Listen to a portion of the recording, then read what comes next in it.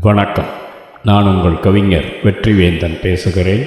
இது என்னுடைய 1819 கவிதைக்கான காணொளி பதிவு. இந்த புலனப்படத்தில் என் கண்ணில் பட்டது அழகு போட்டியில் நளினமாய் நடக்கும் பெண்களின் அணிவகுப்பு, அழகாய் ஒயிலாய் நடக்கும் மகளிரின் நடை.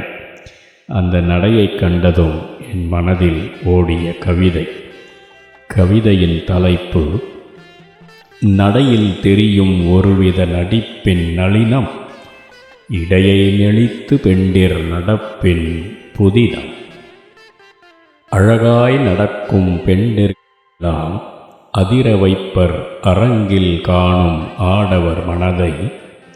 பழகப் பழக அவர் குணம் புரிய ஆடவர் அறிவர், தோற்றத்தழகு அவர் குணத்தில் இல்லை என்பதை.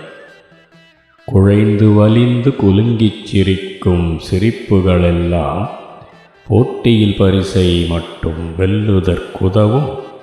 தழைந்து பணிந்து நெஞ்சை அள்ளும் புன்னகை புரியின், திறக்கும் மேலுளவின் சொர்க்க வாசலின் கதவும். அழகின் மூலம் கிட்டும் புகழிடம் பதவியும், ஈட்டிய தனமும் ஒரு சில நாளில் மறைந்தே போகும்.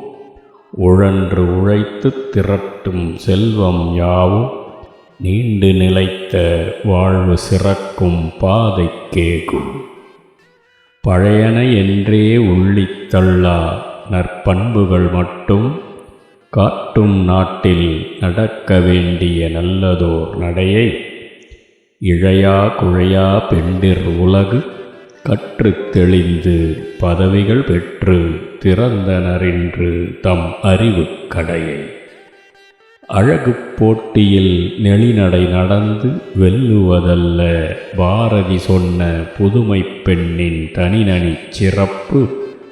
குழந்தை சிரிப்பும் வெள்ளை மனமும் கிழவியின் அறிவோடும் பெண்டில் வளர தளமிடமீயல் நம் அனைவரின் பொறுப்பு. அழகு போட்டியில் நெளிநடை நடந்து வெல்லுவதல்ல பாரதி சொன்ன புதுமை பெண்ணின் தனிநனி சிறப்பு. குழந்தை சிரிப்பும் வெள்ளை மனமும் கிழவியின் அறிவோடும் பெண்டிர் வளர தளம் இடமீயல் நம் அனைவரின் பொறுப்பு. நன்றி, வணக்கம். இது உங்கள் கவிஞர் வெற்றிவேந்தன்.